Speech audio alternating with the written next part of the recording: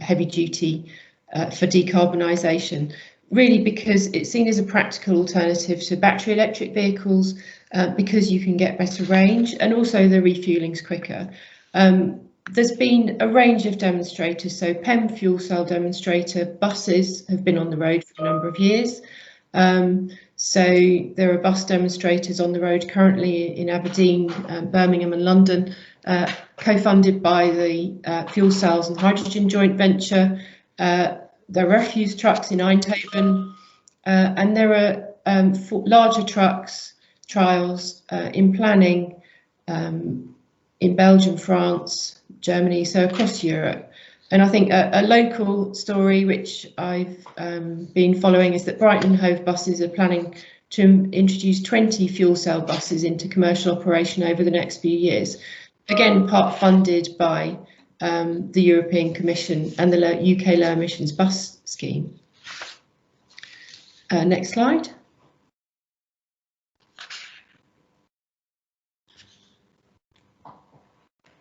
Next slide, please.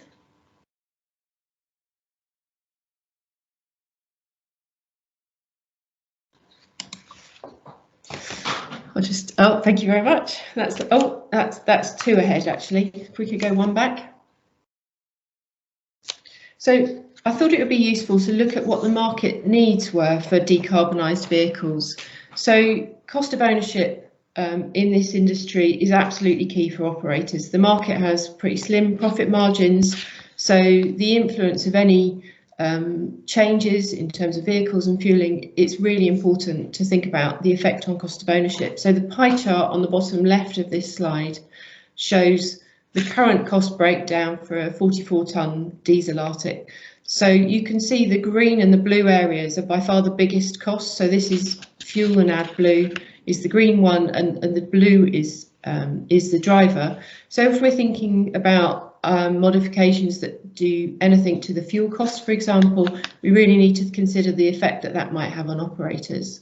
It's also useful to think about regulatory requirements. So for the OEMs, the European Commission has implemented CO2 emissions regulations for this type of vehicle, requiring 15% CO2 reduction from 2025 and then 30% from 2030, which will influence the technologies that are on the market. But it's also useful to think that for the operators, many low emission zones are planned in the UK, which are going to be influencing their buying decisions. So in London, for example, in the low emission zone, heavy duty vehicles must comply with Euro 6. If they don't, the typical charge for heavy duty vehicles is £100 a day. So that's going to really start to impact the profit margins that we've just been talking about. And the map here shows the green dots where the clean air zones are expected or being planned, and the yellow ones where they're required to have them. So you can see that it's going to be in a reasonable number of cities across the country. So if we look at the next slide, this shows a hydrogen fuel cell vehicle. So this is from Hyundai. What I wanted to show here is that it's really important to think about the practical aspects of implementing any decarbonised low carbon vehicle technology on the practicality of the truck. So this, the diagram in the top left shows the layout of the technology. So you'll see right up in the top left hand corner there are two fuel cell stacks. Then with the power electronics and the battery that you need to control the electric drive system. The bottom left hand slide picture shows how the fuel tanks might be arranged. So you can see that for this vehicle, where there's 32 kilos of hydrogen storage, they tuck quite neatly behind the cab. That gives a range of 300 miles. Apologies, I noticed the typo on the slide this morning. So not kilograms, a range of 300 miles at 34 tonnes. So if you were an urban delivery truck, that may be sufficient. But if you consider if you needed a longer range, so 500-700 miles range that you might for a long haul freight application, then you might wonder that those hydrogen tanks are going to start impacting on the payload space and the mass that you have available for payload.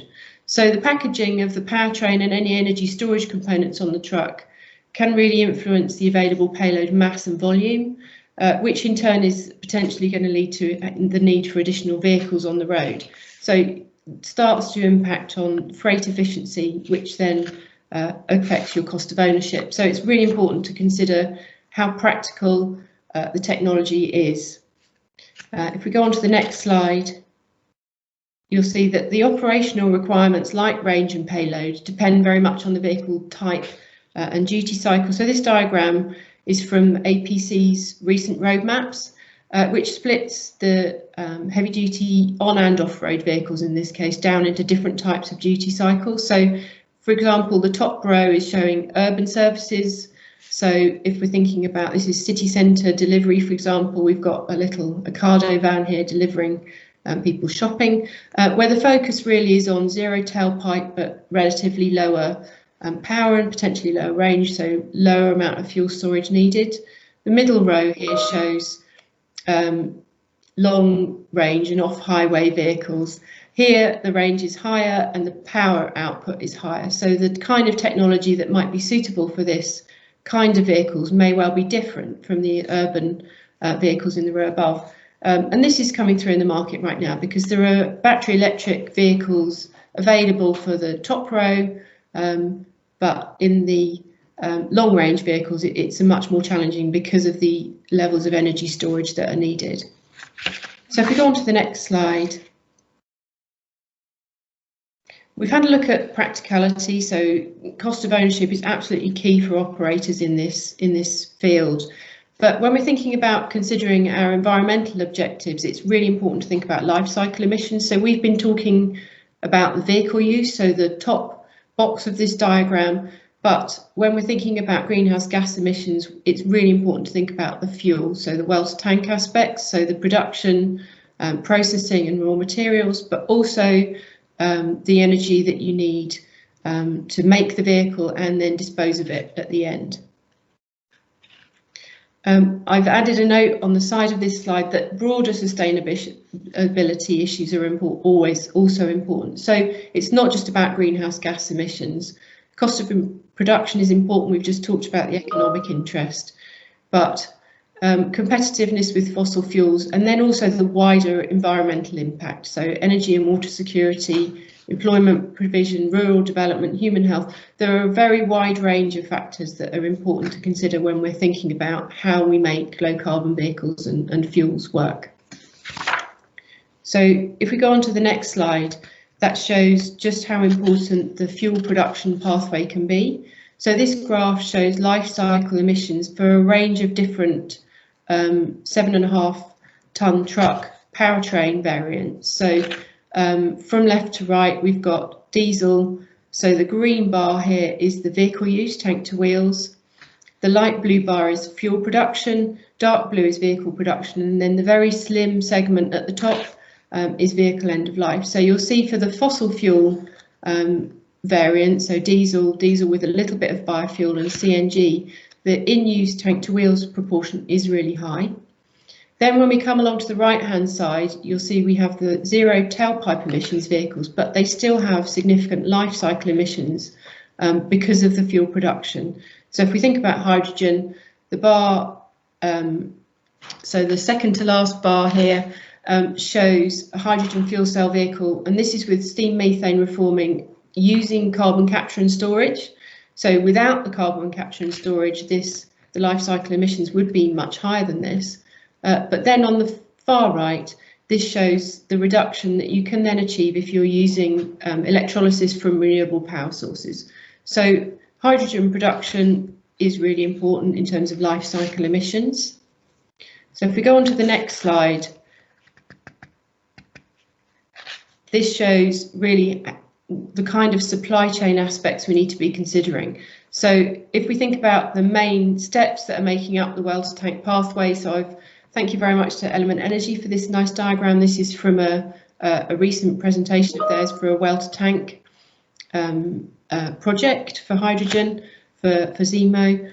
You can see that the feedstock is the beginning of this pathway, but then we need to consider production and storage. So Are we going to use electrolysis or steam methane reforming or autothermal reforming?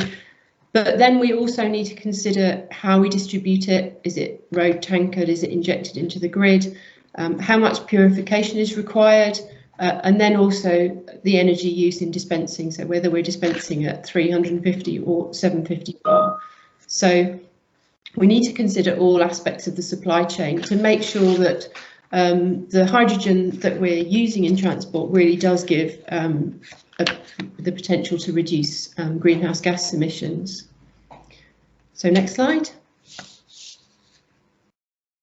So PEM fuel cells are seen as a key solution for heavy duty propulsion, and this picture at the bottom of this slide shows APC roadmaps for technology within the heavy duty sector. So you again see that they're divided into different use cases. So the top section is urban services and off highway as well, and the middle bar is long range. So particularly if we look at either of these sectors, you'll see that the fuel cell bar along the bottom shows that really we're not expecting to see cost-effective fuel cells in the market, mass market, until really maybe as far away as 2040.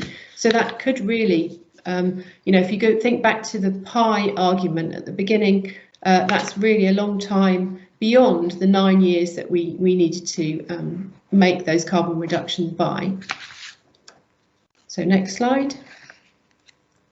So an option here is that you could use hydrogen fuels engines. It's relatively small modification to the existing diesel powertrain, and it could provide a faster route to market and therefore the decarbonisation that we really need. The research shows that they can produce very low NOx emissions with lean combustion and can have efficiency similar to PEM fuel cells. The efficiency profiles are different, so PEM fuel cells have better efficiency at low load, whereas ICE typically has higher efficiency at higher load, so maybe more suitable for an articulated long-haul truck type of application than a fuel cell. And another factor to consider here is that development in the UK could safeguard jobs in the ICE, R&D and production supply chain, which have been so important to the UK up till now. So the picture at the bottom shows some of the changes that might be needed. So you'll see that it's a diesel engine, but with some changes to components like piston rings and turbochargers to deal with the additional complications of the hydrogen fueling. So if we go on to the last slide now. In conclusion, hydrogen could provide practical zero emissions propulsion in the heavy duty sector. I love this cartoon. The top right is how the architect drew it, then the engineer designed it, and the various iterations of swing that the team has gone through. But in reality, what the customer wanted was just a rope with a tyre. And I think that's where we need to be focusing on here. We need to be focusing on the fact that we need fast and cost-effective decarbonisation in the heavy-duty sector. So thank you very much. I'm happy to take your questions later on. Thank you very much, Penny. I'd now like to introduce our next speaker, which is Fjeld from CNG Fuels. He's a director and CEO of the company since 1994. CNG Fuels develops and operates bio-CNG refuelling infrastructure, and the company is rolling out a UK-wide network of refuelling facilities for HGV fleets. So, Philip, over to you. Thank you very much, Gloria, and good morning, everyone. Can I have the next slide, please? So just a brief introduction about who we are and what we do. So we are a UK operator. We've only got stations in the UK, and we're focused on building a nationwide network of large public access bio-CNG, meaning 100% of the fuel we dispense at our stations is RTFO approved by methane from a waste feedstock. We have a lot of stations in development. I'll get into that in a bit to explain what a station looks like and what we're doing on the development trajectory of those. You will see we've had strong growth since 2016, but I think it's also fair to say that the growth is only just starting. We're only scratching the surface, really, of the potential we've got when it comes to decarbonising the UK HGV sector. So whilst we've achieved a lot since the company was founded, it's also fair to say we've only just started on what is a very exciting journey ahead. Next slide, please. As Penny very helpfully pointed out on a number of our slides, we do have a huge road haulage emissions problem in the UK. If you look at the graph down in the left-hand corner, you will see that transport is now the largest source of GHG emissions in the UK. And you can also see that the graph hasn't really done much in improvement, really, over the last 20-30 years. We are focused on the heavy end of the HGV space. So HGVs are technically, large vans as well and rigids, but our focus is very much on the heavy end, typically the 31 tons and above, where you've got 130,000 HGVs on the road, there or thereabouts.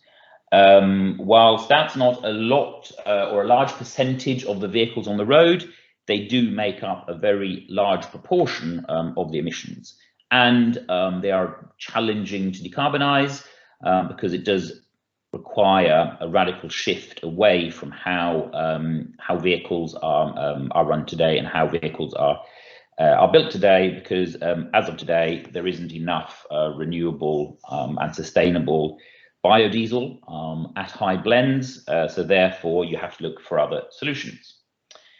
There are, if you look on the right-hand side of the slide, there are three solutions that typically are mentioned. It is electric and hydrogen, which Penny touched upon. But what if you want a solution that's available today and over the next 10 years, 15 years plus, and is available at scale? There is really only one alternative out there, which is biomethane, whether that be compressed or liquefied. One of the challenges, however, is the vehicles are available. It comes down to infrastructure.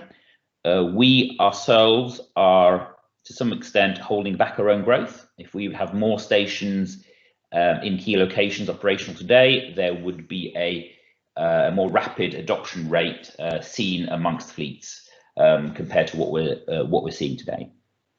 Penny also mentioned that it's important to look at the GHG emissions problem here in a net zero perspective by 2050. Yes, that's fine, but it's also important to remember that the sooner we save greenhouse gas emissions, the easier our task is going to be later on. So saving GHG emissions today or tomorrow or over the next 5 years is actually worth a lot more than implementing and trying to save GHG emissions from, let's say, 2040 onwards, which is why biomethane is a very elegant and good solution, because it's here today. Next slide, please.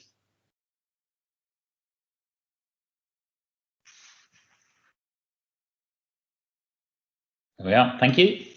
So how do we get biomethane into transport, and what is the main policy tool for getting biomethane into transport? We have the Renewable Transport Fuel Obligation, or the RTFO scheme, which is a well-functioning policy, has been in place since 2008, 2009, and does a great job of decarbonising transport, has done a great job, and we expect it will continue to do a great job going forward. Biomethane is, as far as I know, is the fastest growing biofuel within the RTFO. Yes, it's coming from a low base, but it is growing very rapidly, as you'll see on some of my slides later on. There are basically two ways you can supply RTFO approved biomethane into vehicles. You can either do it via a trailer or basically direct supply, whether that be through the compressed gas route or through LNG, or you can mass balance it via pipeline grids to BioSNG stations, which the picture you can see there is a Warrington station, which I'll touch upon later on. We are focused very much on mass balancing through the pipeline grid, because that is, the way we see it, the most cost effective and the most energy effective way of delivering energy to site. Next slide, please. If we then look at emissions benefits today, as of today, biomethane provides 85 to 90% GHG emission reductions compared to a standard diesel vehicle, HGV, running on a forecourt diesel blend, which actually has some bio element to it. So that's as of today. From 2022 onwards, we do expect that the GHG accounting and calculation methodology will change somewhat. There's a consultation that's just come out from the RTFO or from the Department of Transport, and we would expect that to be implemented hopefully from January 2022 onwards. And when that happens, biomethane from manure, sourced from manure as a manure feedstock, goes negative. So in that, if you're a fleet or a haulage operator and you want to go net zero, fine. From 2022 onwards, there is actually the possibility of not just going net zero, but actually going negative, which is an incredibly strong selling point for biomethane, and which is also one of the reasons that a lot of fleets now are adopting, because they can achieve 100% GHG reduction in 2022-23 onwards. They don't have to wait for something else to come along, whether that be 2035, 2040 onwards. Next slide, please. So just to put things into perspective somewhat, if you decarbonize one HGV, a long-haul HGV that typically does 100,000 miles plus per year, and you use a biomethane HGV instead of a diesel, that is the equivalent of reducing GHG emissions by somewhere in the range of 120 to 150 tons per annum per vehicle. Now, once again, what does that mean? Well, that is equivalent to taking 50 to 70, depending on what type of vehicle that is, but equivalent of taking 50 to 70 conventional passenger vehicles off the road. There is a misconception out there that the majority of gas that is used for road transport in the UK is fossil. That couldn't be further from the truth. Statistics lag a bit, which is why this is focused on 2019, and the 2020 figures haven't yet been published because we're waiting on the RTFO statistics to be published. But in 2019, 80% of all gas that was supplied to road transport was RTFO approved biomethane. In 2020, based on the statistics that have been supplied so far, but it's not the final number, we are expecting that to be in the 90 to 95% range. So effectively, pretty much 100% or close to all of the gas that is used for road transport in the UK, methane used for road transport in the UK is biomethane. If we then look at what does that mean in a moving forward, by 2025, depending on adoption rates, and once again, we need to build more stations, but the UK heavy haulage sector and the long haul sector could achieve GHG emission reductions of 2 million tonnes by 2025, which is a huge contribution towards actually decarbonising, once again, the UK transport, but the most difficult part of the UK transport sector to decarbonise. Next slide, please. So how do we go about getting fuel into vehicles, and how can fleets actually get rid of diesel vehicles and start running biomethane HGVs? Well, we need refueling infrastructure, essentially. And what you see there is a Google Earth image of where we've placed our Warrington station. For those of you that spend some time driving up and down the motorways, you'll probably recognise that there are quite a lot of warehouse, distribution, logistics centres around certain junctions on the motorway. So here you'll typically see that we've put a station there, and you have all of these mega sheds around, which each one of those sheds typically has 50, 60, maybe 100 trucks that only operate out of those sheds. Now, each one of those today will have bunkered on-site diesel refueling. But going forward, when they will now be moving off diesel and onto biomethane, they'll be using the infrastructure that we've built there. A lot of these logistics hubs typically operate on a back-to-base logistics patterns, which means that vehicles go out and come back again. It's a bit of a hub and spoke system, which is an elegant way of actually then refueling a lot of vehicles by installing not a lot of infrastructure around the country. Go to the next slide, please.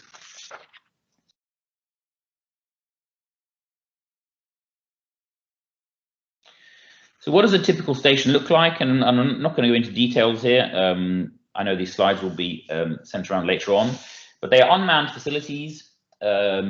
We feel they are very elegant ways of distributing a lot of energy without having a lot of infrastructure and a lot of logistics required to drive in tankers, etc.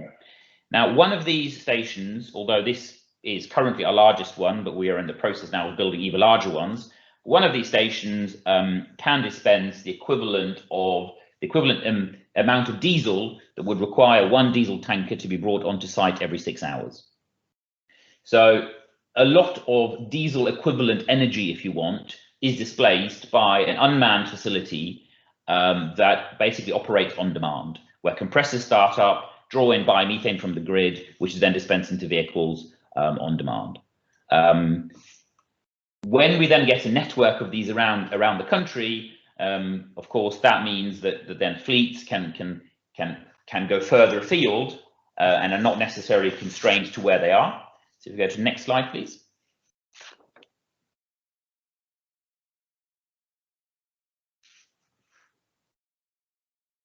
Which then brings me to one of the challenges we've currently got, which is managing to build infrastructure fast enough. Now, building a station in itself is not complicated.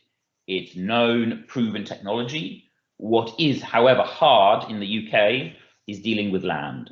Acquiring land in suitable locations where you've got pipeline infrastructure, where you've got landlords that are willing to deal with companies like ourselves who want to build green refueling infrastructure at a price point that makes sense.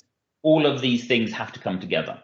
So I think that's also a lesson learned and probably a takeaway in some of the ongoing debate around how do we decarbonize HUVs long term? Do we do catenary? Do we do hydrogen? Is it biomethane? Is it a blend of all of these? The reality is that building infrastructure, unfortunately, takes a lot longer than people realize. It's not the fact that it is complex to do. It is just a very drawn out, long process, unfortunately. So if you're looking at the network that we're in the process of building, it very much mimics and is laid on top of a heat map of where we typically have the busiest HUV routes and the busiest HUV fleets in the country. We have a lot of stations in our pipeline that we are going into construction on. We announced last week that we've got the first one, or our first station in Scotland is now going into construction, and we will have a lot more announcements coming very soon on other locations. But as I say, if we would have had more stations built, we would have had even faster adoption rates happening today.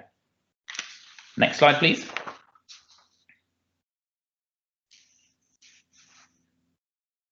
So in summary, we need to decarbonize today. We have carbon budgets to meet, and carbon saved today is worth a lot more than carbon saved in the future. The HUV sector is a very hard sector to decarbonize because of duty cycles, because the way vehicles are operated. We are, whether people want to hear that message or not, we are still decades away from a true mass adoption of battery electric vehicles or hydrogen at scale. That's just the reality of where we are, both on vehicle readiness and on infrastructure. Biomethane is currently doing a great job decarbonising the long-haul sector, I'd probably argue that the hardest to decarbonise sector is currently probably the sector that is decarbonising the fastest in the UK when it comes to transport.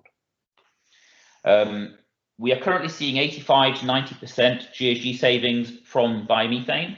That will increase from 2022 onwards, and we could hopefully, depending on who we source biomethane from, but we at least are targeting to provide our customers with a true zero carbon and hopefully negative carbon or GHG emissions from 2022 onwards. And as I mentioned previously, the need for decarbonising is here and now, today and tomorrow and over the next couple of years. And if we look a bit forward to 2025, which actually isn't that far ahead, then we could truly have some pretty staggering GHG emissions figures coming out of what has been seen as the hardest to decarbonise sector. That said, there's a lot of hard work to do between now and then. Infrastructure doesn't happen on its own. It requires a lot of work. There's a lot of time and effort that goes into it. But we are now starting to get to a tipping point where the industry, or we are beyond a tipping point, where industry and the haulage industry in the UK is sold on the fact that biomethane is here and now, and it is a very effective way of decarbonising. And now it's up to us as a refueling solution and refueling station providers to catch up basically and make sure that we get enough infrastructure built as quickly as possible. Next slide, please. And with that, thank you so much for inviting me, and then I will hand it back to Gloria, and I know there is a Q&A session coming a bit later on. Thank you very much, Philip. That was a great overview of the rollout of biomethane. Just to let everybody know, the slides will be available probably early next week on Zemo's website, and hopefully the recording as well, so they will all be made available. So moving on, I'm very pleased to introduce our next speaker. This is Andy Cornell. He's Chief Executive Officer of Advanced Biofuel Solutions, a leading producer of low carbon fuel. He's been involved in the waste to fuels industry for more than 12 years in a variety of commercial and technical roles.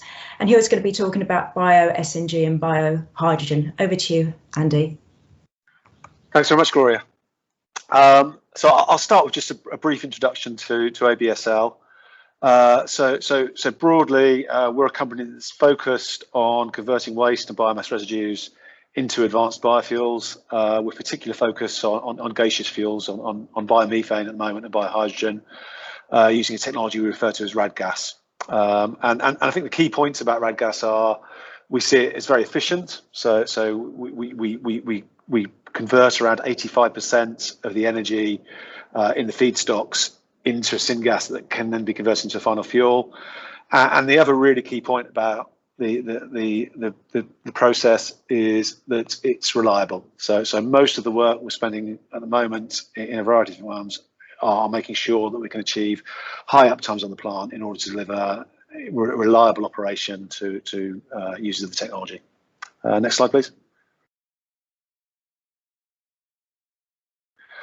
And absolutely essential, and probably following up as to one of the points that Philip was making, is that intrinsic to the technology is we capture the carbon dioxide that's in the fuels. So as we're producing BioSNG, biomethane, around about 50% of the carbon in the feedstock is converted to carbon dioxide. We capture it out of the plant, and on our current commercial plant, that's liquefied and sold. But in the future, it can be fed into sequestration networks and generate negative carbon emissions that are essential to hitting the net zero targets of the UK and other countries. Next slide, please. So the starting point for technology is the plant we've built in Swindon. Broadly, that's the size of a typical anaerobic digestion plant. It produces about 22 gigawatt hours of natural gas per year from around about 10,000 tonnes a year of feedstock. The gas we produce is going to be sold into the grid, into compressed natural gas filling stations. and as I mentioned earlier, the carbon dioxide is liquefied and sold into industry. Currently, the plant's in wet commissioning. We've got the operational team fully recruited, busy working through a bunch of snags, expected to be operational around June this year. Next slide, please. And the key thing about the Swindon plant is it will prove the technology can work reliably for 85% uptime per year. And the back of that project, we're moving on now and developing a follow-on project at the Protos Energy Park in Cheshire. That's around about a 14 times scale up of the Swindon facility, and will produce around about 315 gigawatt hours of natural gas, which is enough for. So I'm just doing the sums in my head. So probably support around about 1,000 HGVs of that order. The reason why we selected the Protos Energy Park to build it is that's right next to the HyNet network, and that there's a carbon capture network and hydrogen distribution network being built around the site. So we're hoping the carbon dioxide that's produced as a byproduct from the plant will be able to be fed into that, which means the fuels we'll produce will have negative emissions and savings compared to diesel of maybe 200–300%. So a significantly lower carbon fuel than any other competing approach. So on that project, we're just out for tender at the moment for the contractors to the FEED. They should be selected by the end of April, and going to hopefully kick off the FEED around July. Commence construction back end of 22, and the plant should be operational in 2025. Next slide.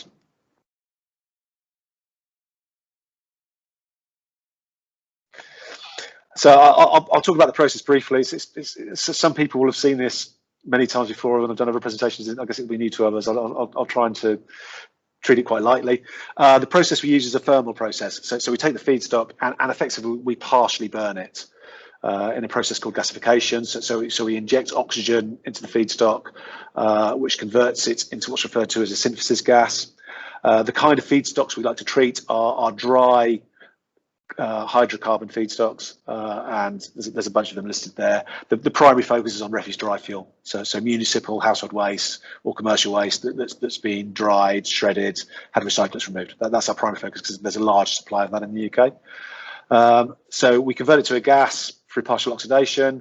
It goes through a bunch of cleaning steps after that in order to remove contaminants like chlorine or heavy metals or sulfur. We then compress the gas, and if we go on to the next slide, please. And that produces a mixture of carbon monoxide, hydrogen, and carbon dioxide. And the gas you produce at that point is well known to the chemical processing industry. So there's a bunch of technologies that will convert that gas into whichever final fuel you want to produce. So there are people who will convert it into liquid fuels. Keith might talk a bit later about people who convert that fuel into propane or LPG. Our focus at Swindon is producing biomethane because there's a good market for that at the moment. And as intermediate products along that route, we produce hydrogen. So the first step is we convert most of the syngas we're producing into hydrogen. We then put that through a methanation reactor to convert the carbon dioxide and the hydrogen into methane, and then that methane is then meted out into the grid, and the carbon dioxide is liquefied and sold into industry. I think one of the key points of technology that as a waste treatment technology, it's unparalleled. So we have no emissions to air at all. So no particulates, dioxins, NOx or sulfur emissions. Most of the ash in the process is vitrified to produce a kind of solid aggregate that can be used in the building industry. We solve a lot of the waste problems in the plant, as well as addressing a production of a low carbon fuel and capturing carbon dioxide. Next slide, please. So I was kind of asked to address what the key drivers of the technology and why we think it's important. The key to us is the availability of feedstock. There isn't the limit on biofuels is the availability of feedstock to kind of address a particular sector. There isn't enough feedstock to decarbonise the whole of the UK's heat and transport and electricity sectors. So you need to push it into the areas where it can be most effective. We've always aimed the technology on feedstocks that are commonly available in the UK, which is waste-derived feedstocks, but we can also handle other kind of agricultural residues or energy crops such as short rotation compost, etc. So broadly, we're aiming on feedstock with a larger rate of availability, and we always see that's very complementary to anaerobic digestion. So AD tends to focus on wet agricultural feedstocks. We're more focused on waste kind of urban feedstocks, which are dry and different. And the potential of those feedstocks in the UK is higher than anaerobic digestion. I'm not sure what the exact kind of forecast of what you could produce from AD, but I've seen numbers around 20 terawatt hours in the past. So broadly from household wastes and from agricultural residues, forecast of around about 100 terawatt hours you could produce from sustainable UK feedstocks. And I think that compares to, I think roughly there's about 300 terawatt hours, maybe 400 terawatt hours of energy used in UK transport overall. So as I said, it's never going to be the whole solution, but it's an important part of the solution, particularly because it can generate negative emissions. So it's carbon reduction benefits compared to the overall level of impact it can have on a particular industry sector is kind of outsized. So another key part of the technology is the ability to transition between biomethane and biohydrogen. So Philip was talking a lot about the importance of biomethane in decarbonising HGVs now, and Penny was saying maybe by 2040 you could see hydrogen vehicles come to the market and so on. We've got a solution that's kind of ready for both. So the initial focus for plants we build will be on biomethane production, but it's literally a turn of a dial to convert them to biohydrogen. And so we build out infrastructure that's capable of supplying those hydrogen vehicles as they come online. And we think that flexibility is very important. And I think I've already made the last point on that a couple of times, is the other key part of the technology is we capture the CO2 and can feed into sequestration networks and make it available to industry. And in our view, the key difference between biomethane and biohydrogen is in biomethane, you can capture half of the CO2. As you transition to biohydrogen, you're capturing all of the CO2. So the overall level of negative emissions, increase significantly as you move to biohydrogen, which makes it a very attractive fuel.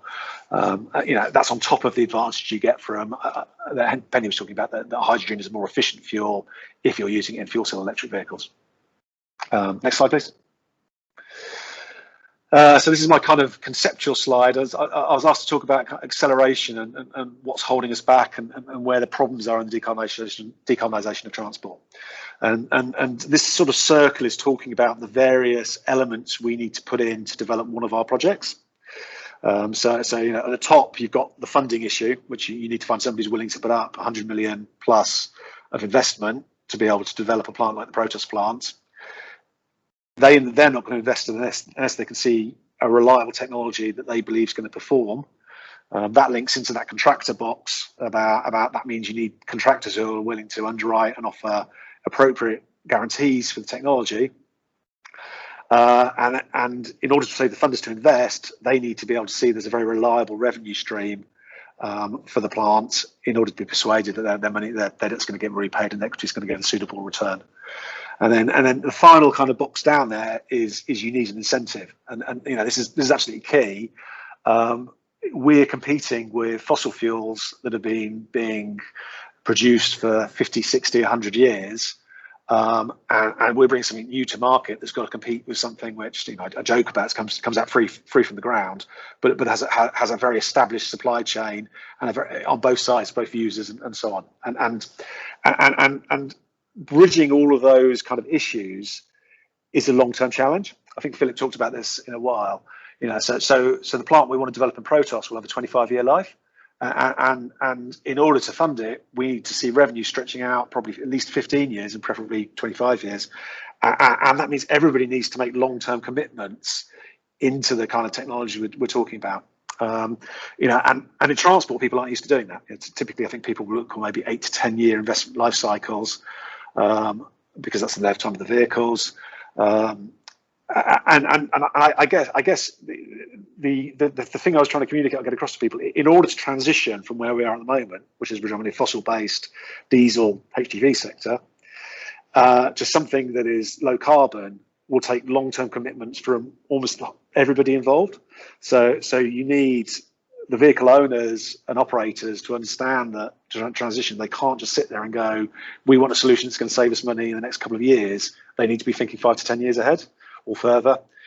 You need contractors who are willing to say that we're hoping to develop a technology over a longer period of time. You know, we might realize this first plant is challenging, but we realize it's going to be rolled by 2 or 3 others, and those will eventually give us the returns we need.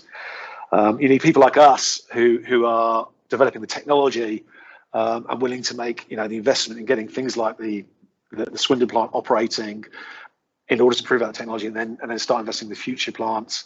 And you need government to put incentive structures in place that are reliable for the long term. And then I think if all of that's in place, funders will then look there and say, yeah, this is our, we're willing to put our money in behind it. So that's kind of a bit at high level, but just trying to get across where the real challenge is, that I think everybody tends to think too short term in terms of the transition from fossil to low carbon. The entire chain needs to be thinking 15 years ahead and making, you know, investment decisions and commitments on those sort of timescales if we're really going to be able to transition quickly from where we are at the moment to a net zero future. Next slide. And I was also asked to talk about kind of areas of collaboration. So the key areas we're working on at the moment are, in order for us to develop future projects, we need off-takers for the hydrogen, the methane, and so on we're producing. You know, we talk to people who are directly involved. So you know, so it's brilliant what CNG Fuels are creating a really large demand for biomethane. But again, we need kind of bankable long-term offtakes where you can see there's going to be long-term transport behind that as well. We're very interested in hydrogen development. You know, we see our process as being the most efficient and lowest carbon way of making hydrogen for transport or for heat, and very interested in getting involved in all the hydrogen projects that are springing up across the country. And then finally, we're really interested in sites that can work for future plants. I think, as Philip said, the biggest challenge in the UK is sometimes finding the right land and the right area to be able to build out your facilities. And you know, we're not a great land user. You know, it takes years for us to get planning. It takes more years for us to define and develop the project. So we're keen to find people who are willing to work on that with land. We realise we're not the best customer. We need to reach out and find people who are interested in developing sites because they realise the importance of the energy transition and decarbonisation. And that's it, I think. Thanks very much. Thank you very much, Andy. It's excellent. So now I'd like to pass on to our final speaker, Dr. Keith Simons. He joined SHV Energy as a principal scientist in 2019. He's a key member of their sustainable fuels team, and responsibilities include managing R&D activity, participating in collaborative research projects, and he participates in various national and international associations such as the World Biogas Association. So over to you, Keith, to talk about bio-LPG. Thanks very much, Gloria. Thanks to the Zemo Partnership and the Renewable Transport Fuel Association for the invitation to speak.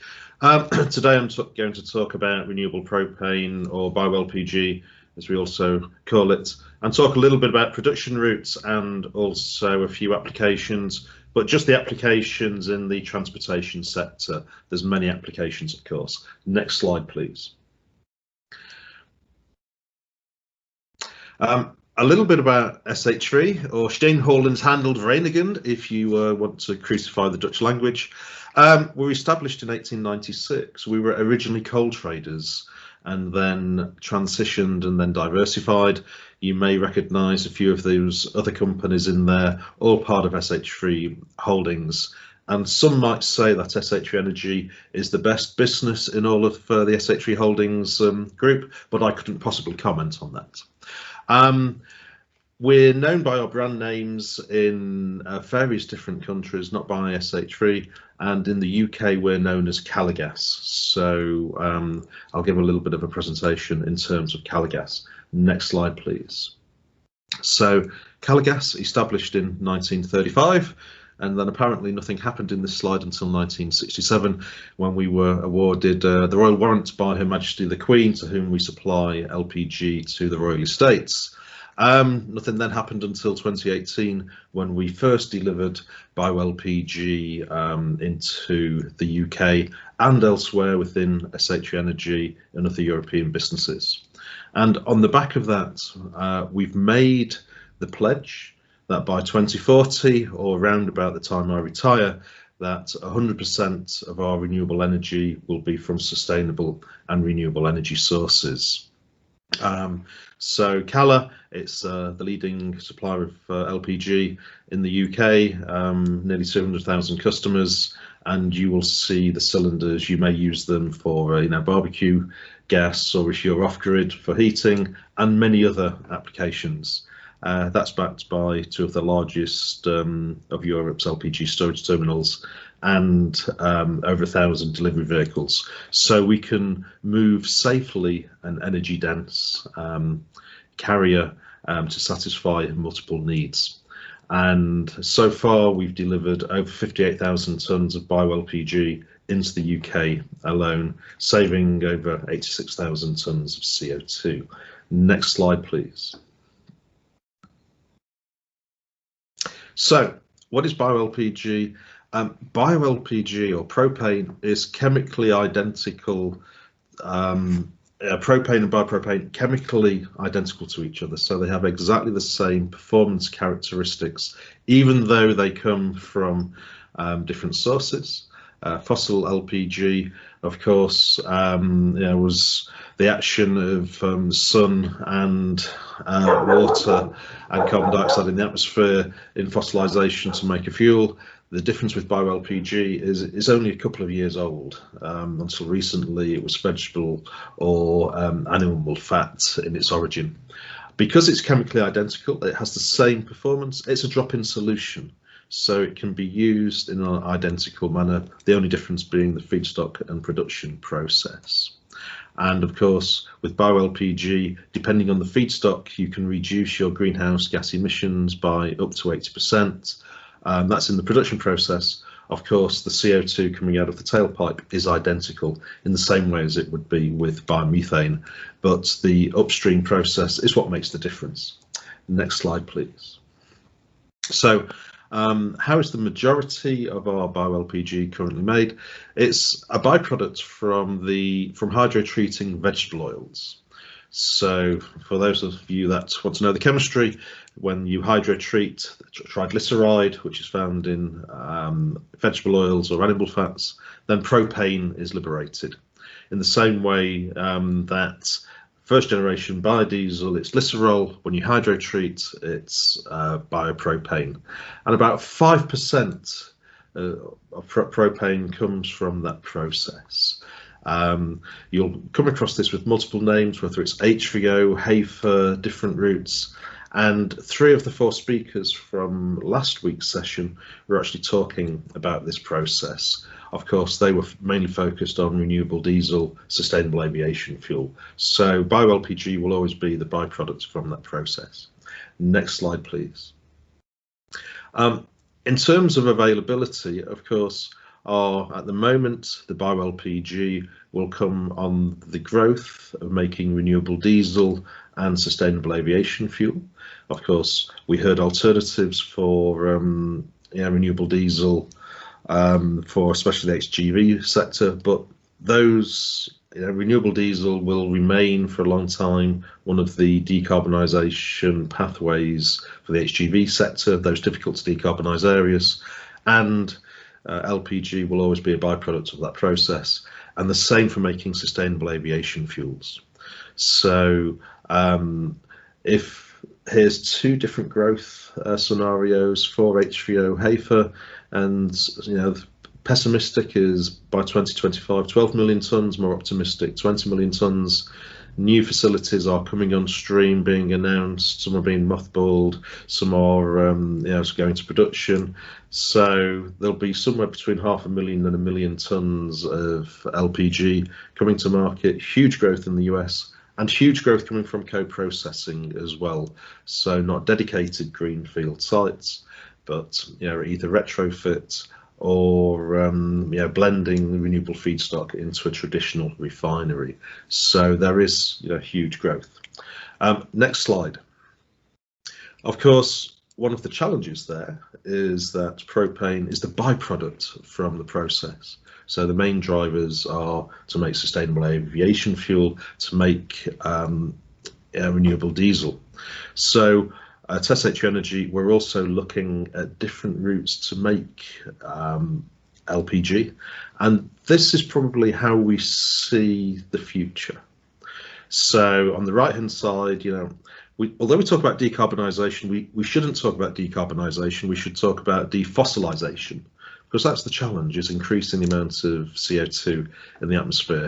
If we're stopping primary hydrocarbon abstraction, our energy systems are still based around carbon. The important thing is that we start thinking of renewable carbon, and then where can we get that carbon from? So although some would say direct air capture is a route, I am a direct air capture denier. I don't think we can easily overcome the second law of thermodynamics, but in process CO2, so surplus CO2, for instance, from Andy's process, he made all the CO2, and you could imagine using that CO2 if we've got access to hydrogen, and then we can make chemicals, plastics and fuels. Alternatively, there's biomass, where converting biomass, the carbon, hydrogen in that, converting it into materials and fuels, but also recycling, whether it's municipal solid waste, whether it's industrial waste, then making sure that we can close the loop on where we get our renewable carbon from. And of course, that's then coupled with hydrogen. I see many people talking about limitless and free supply of hydrogen. I don't think it will be free, but I certainly think the cost will come down. Hydrogen is a fantastic fuel, but it's a terrible fuel to try to distribute. The energy density volumetrically isn't very high, but if you can incorporate that hydrogen into your carbon backbone, then you've got a hydrocarbon fuel and you can move that energy around. That's always been one of the advantages of LPG. It's the energy density that you get. And these are the routes and these are the concepts that we're working on in how we're going to increase the supply, but more importantly, go from LPG being a byproduct to the primary product. Next slide, please. So a lot of my R&D focus comes to looking at various feedstocks, but converting all of the energy content in that feedstock and try to make sure that we go from 5% selectivity, approaching more 100% selectivity to propane or butane, our desired products.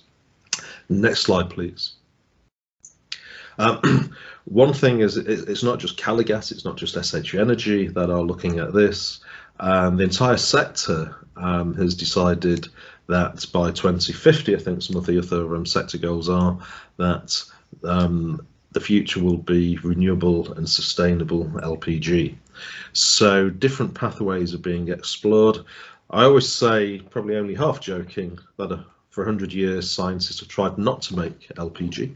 They've always tried to maximise the gasoline, diesel, kerosene fractions, though the sector now is moving and trying to make up for that. So there are multiple pathways at multiple stages of development at looking at how to make LPG as the primary product, whether it's looking at power to X. Again, it's very challenging, but again, glycerin is more available. Oligomerization of biomethane, there's a couple of startup companies in the US just focusing on that, using plasma as a way to couple biomethane molecules to make propane. Fermentation, byproducts from renewable methanol to gasoline, Fischer-Tropsch, all the way up to the commercial processes of the HVO vapor process. So a lot of activity in the sector. Next slide, please. So those are the production routes. That then, what do people do with it, and then why is it attractive? So within the UK, one thing that Caligas does is it looks at different ways to commercialise bio-LPG, to change customers to use what isn't really a new fuel, but it's just a fuel which is a new production route. So, of course, one thing that we've been doing is educating customers how they can have a drop-in replacement, but it's bio-LPG and it's got an 80% lower footprint via the production process, and that's supported by using the green gas certificate. And don't ask me any questions about the green gas certificate. I think Gaynor Hartnell would be much better placed, because she worked at the REA, in bringing that to market to support the growth of the market. And one thing to say is that our bio-LPG satisfies BS4250 and the other European standards, so it is a drop-in replacement. And then our customers then can use the green gas certificate, which allows them to show the carbon savings, and then they can report that as part of their corporate social responsibility reporting. Next slide, please. So, in the UK, one of the major markets we found is for forklift trucks. Depending on the application, you will either use electric, diesel or propane to power your forklift trucks, maybe one day hydrogen as well. But for a drop-in replacement, we can supply bio-LPG to forklift truck operators, provide them with the green gas certificates so that they're able to show that the people whose goods they're moving, that they're reducing their carbon footprint. Caligas uses different tariffs in this, so we're providing a blend. So there is a cost premium for bio-LPG, but by offering a blend of bio-LPG, then they can reduce the CO2 emissions of their logistics by using bio-LPG, and then have the certificate that they can report up to their supply chain, giving confidence that they're making a difference. Of course, we always talk about CO2 emissions. If you're in a warehouse, then you want a clean environment for your employees, and one of the big advantages of propane, it's very clean burning, so you're reducing your diesel particulate emissions relative to diesel by up to 98%. So very much suitable for indoors and outdoors. And we shouldn't forget the clean air properties that you achieve with propane either. Thank you. Next slide. Bio-LPG is also a solution for heavy goods vehicles, whether it's in retrofit or factory fitted LPG fuels. Then just using LPG, so fossil LPG, then you can have a cleaner burning fuel, lower cost, which is even greater with bio-LPG, depending on the proportion of bio-LPG that you put in the mix. And again, so bio-LPG has always been an alternative fuel within the UK sector, and it's got a higher energy density. So depending on the application, very much back to base, normally that would dictate whether or not you use bio-LPG or the alternative solutions which are on the market. Thank you. Next slide, please.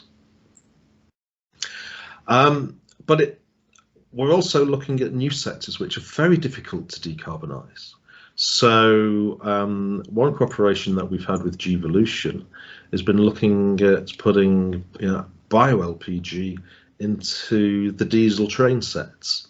Now some of these trains are older than myself, and they're still going to be on rail tracks which aren't going to be electrified, aren't going to be hydrogen enabled anytime soon.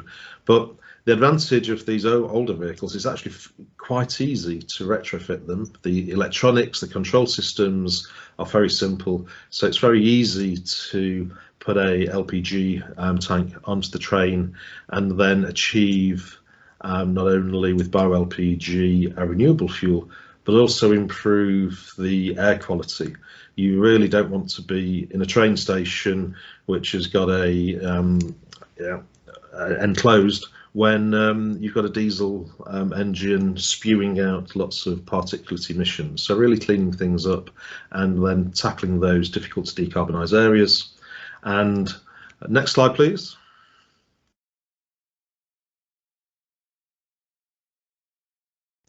And the sky is not the limit. 2 minutes, Keith. Okay, thank you. This is my final slides.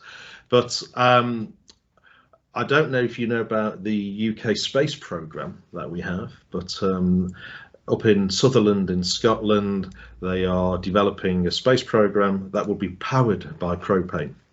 Propane's always been known to be a good rocket fuel with the correct pulse characteristics, but the innovation that's taken place from a company called Orbex is they put the propane tank and the liquid oxygen tank together, and the cryogenic temperatures are such that you can get the weight saving from one of the tanks, such as for putting anything into low Earth orbit, then that can be powered with bio-LPG, satisfying the environmental permitting, using biopropane as the sustainable rocket fuel. So a fantastic transportation application. Next slide, please.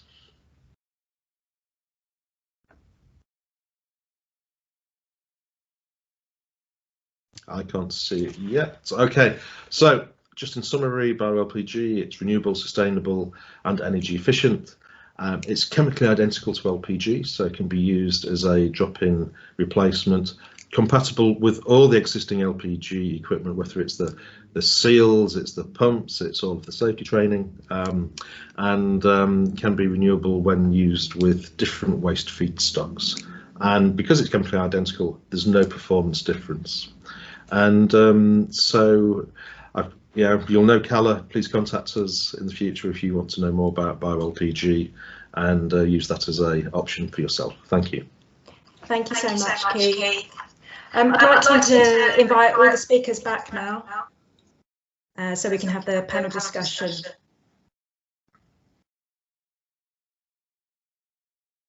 Hopefully they'll stop sharing the slides and then we can see everybody.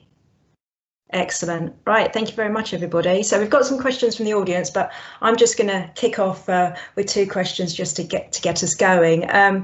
Great set of slides. You know, there's clearly lots happening, but at the moment, less than 1% of the UK HGV fleet, that's round about, just think of there's 500,000 trucks out there, only less than 1% has really embraced low carbon fuels and zero emission technologies. You know, given the scale of the transformation that's required, what's holding back the adoption of these fuels? So maybe Philip, you could start us off there. It's a very good question. First of all, we all need to recognise the HGV space is a complex space, and it spans vehicles from 3.5 tons up to 44 tons. So there will be different solutions for different niches if you want. I think in the lower end of the spectrum, everyone's saying it's going to be electric that's going to be the solution.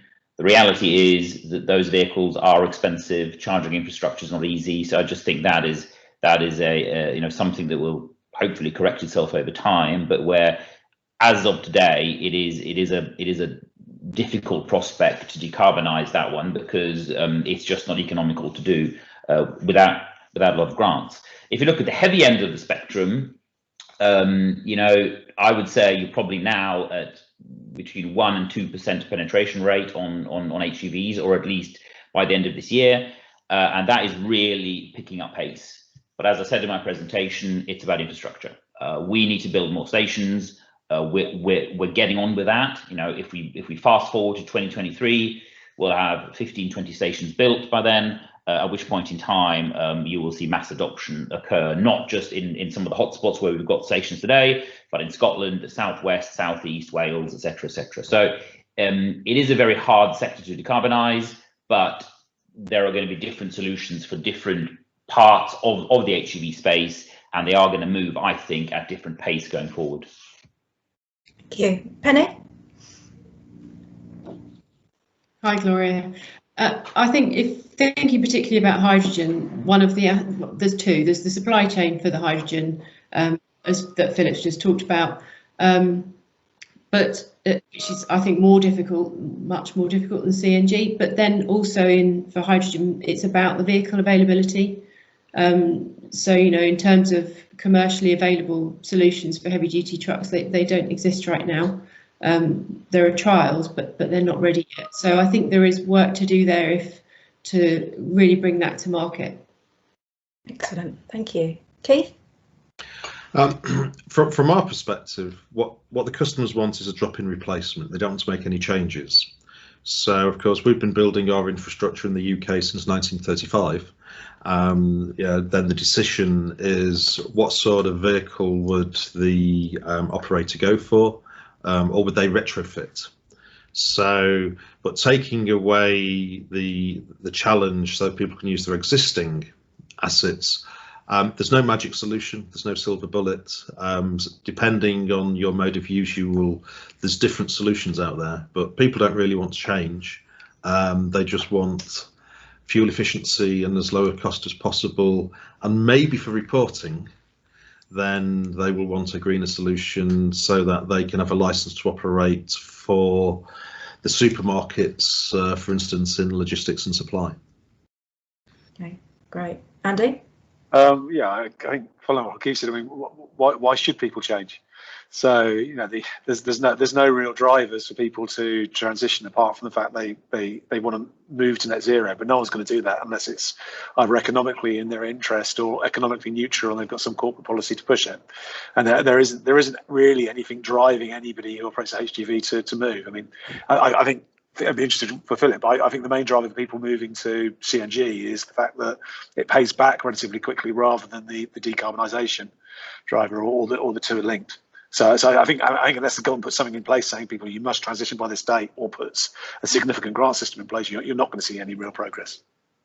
I would agree. I think the interesting thing about the CNG field is that for some businesses, like Waitrose, for example, it's about corporate social objectives. So it's about decarbonising their fleet because that's what they want to show that they're doing. So they're adopting biomethane for that reason. But yeah, it's a difficult commercial argument. I suppose on that vein, we need to think about, you know, what the levers are required. So what would support the industry in switching away from diesel? You know, where could there be quick wins? Because I think, as Penny pointed out in her presentation, there isn't much time.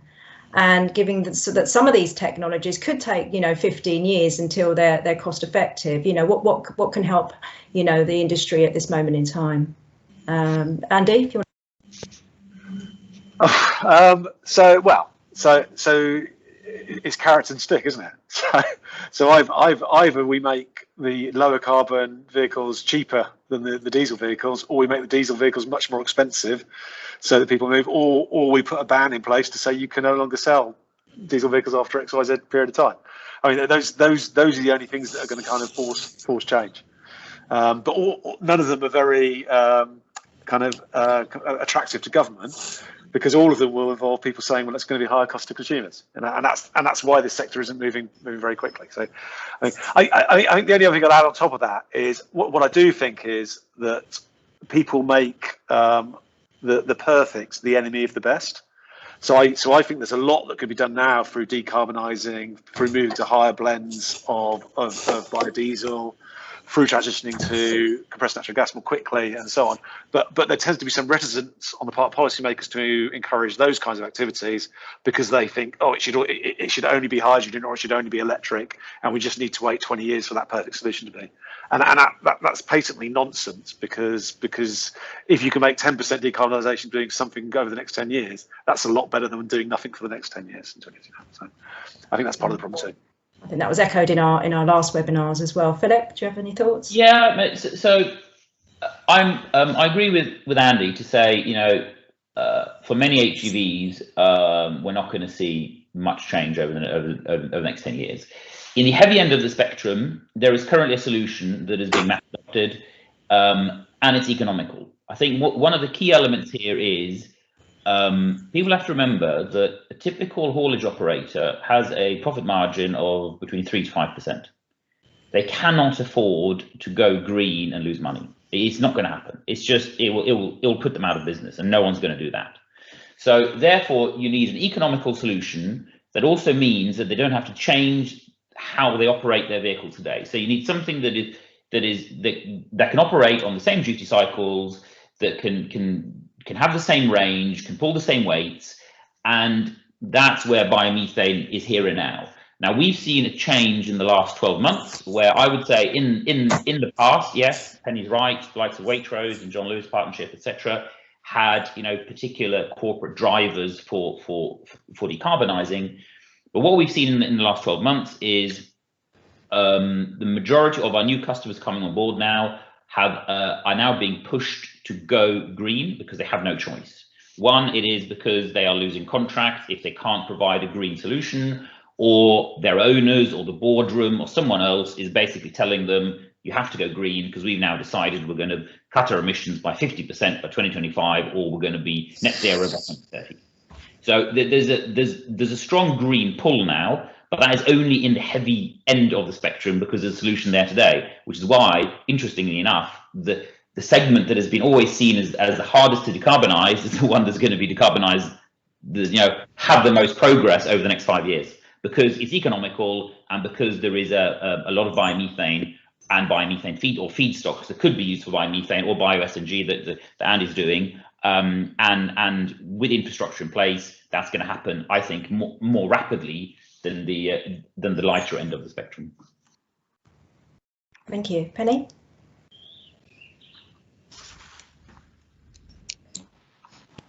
Yeah, I think that's a good answer, actually. I think I'm not sure I can add to that. Okay. Keith, any other points? I actually think air quality is the thing that we shouldn't forget. I mean, all the solutions that we all have good air quality compared to diesel, and of course the diesel engine has to fight to put the filters on and everything to achieve the same air quality. Although Euro 6 is very good. Euro 6 is very good on a motorway, but as soon as that vehicle is more in idling mode, if it's trying to get into a city centre to do the delivery, then those Euro 6 solutions aren't as good as they could be. Okay. Yeah, so I think air quality is probably something we should talk about more. Yeah, I think it always is on the agenda. Okay, just a few questions then from the audience. So I'll just read this out. So this one's for you, Philip, and it's with regards to what volume of negative carbon biomethane do you estimate will be produced from 2022? Bit of a difficult question there, perhaps. Well, yes and no. First of all, we are currently contracting with biomethane plants for biomethane from a manure feedstock. There is quite a lot of it out there which is available, and there are quite a few plants that are looking to either increase capacity or new plants that will be using manure as a feedstock. What you have to remember here is the way our GHG emissions are calculated on biomethane, it is across the portfolio of all of the feedstocks and all the biomethane plants that we use. So that does not mean that we will stop buying biomethane that comes from food waste or sewage sludge or other wastes. It just means that we will also be sourcing from manure, so we don't need 100% of our portfolio to come from manure. But we will have a meaningful amount so that we can then lift our average up to 100% and hopefully above. But as of today, as I say, there's quite a few plants out there that are wanting to go to transport, and we see some interesting developments going forward from new plants as well. So I can't give an exact answer, but all I can say is there is quite a bit of it out there. Okay, excellent.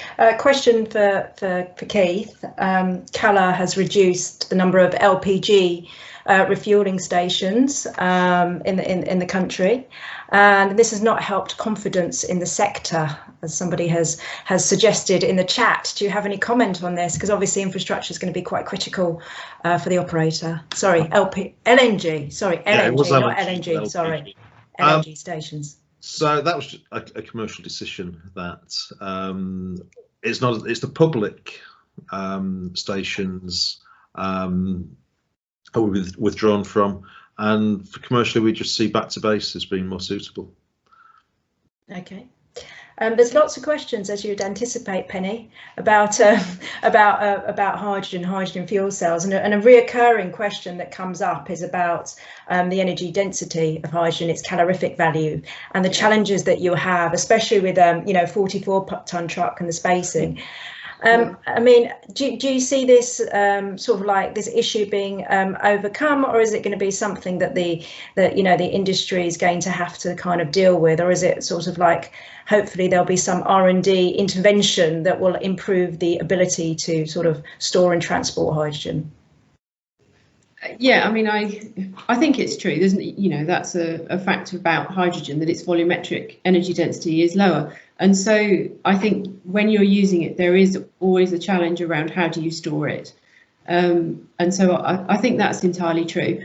There's research on different methods of storing hydrogen on vehicles, but I haven't seen anything that looks like it could come to the market in the short term at the moment. There's various research going on. So I think that's just going to be something that the vehicle manufacturers and industry will work on if the drive is really to go towards a zero carbon mobility, then that's something to work towards. And I think it's important to think here that I don't actually think that there's going to be one particular solution. I think there's space in the market here for the negative emissions biomethane that Philip's talking about, potentially alongside other fuels, because it's around, it's a large volume of fuels needed, so we need to take the fuel that's available. Okay. So I don't think there's a silver bullet. And I wouldn't argue that hydrogen is a silver bullet, because I don't believe that's true, but I think it's part of the solution. Yeah.